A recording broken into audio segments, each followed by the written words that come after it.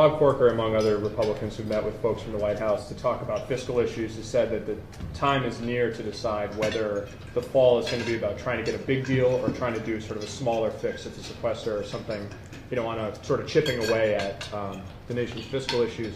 Do you see the fall as an opportunity to go big, to try to do that sweeping deal, or be more along the lines of sort of a smaller package like the president outlined yesterday, some sort of incremental trade or offsetting the sequester in some way, or how are those conversations going? Do you think that is a decision that Washington is facing now? I think in some ways, let's separate two things. One, there are two issues in the fall. There's the funding of the government, and there is at some point in the fall having to deal with the debt ceiling.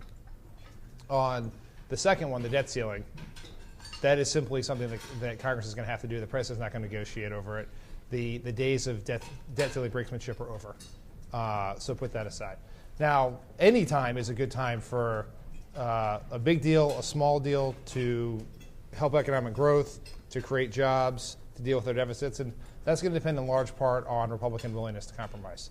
If the Republican position continues to be that they would oppose, using the revenue from closing loopholes for the wealthy to reduce the deficit, and would prefer to return that to the wealthy in the form of additional tax cuts, then you're not going to get a deal. If there's openness to compromise, you might be able to get something done. And you can do things big, you can do things small, but willingness to compromise on the Republican side will be the core ingredient. Again, as I said, there's no reason we couldn't have a common sense caucus, whether it's as part of a larger deal or whether it's done in stages, that recognizes there are many avenues for progress for strengthening growth right now. Of course, the president is happy to see the economy healing and certain fundamentals like housing prices and private sector job growth getting better, but it's not anywhere nearly good enough for him, and it shouldn't be good enough for anyone. So when you look at things right now, the fact that we have a fiscal policy where experts suggest that because we let the sequester take place, we're losing hundreds of thousands of jobs, that's just a self-inflicted wound.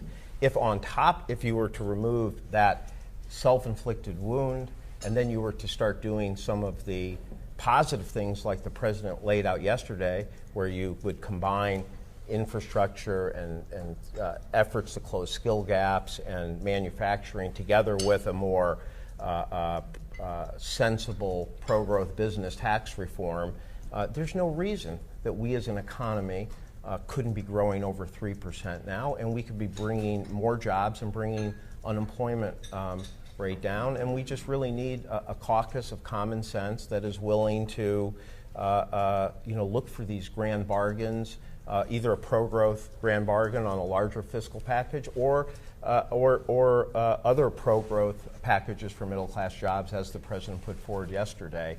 And there's no reason we couldn't be growing. There's no reason we couldn't have more certainty in the housing market. We couldn't have greater demand.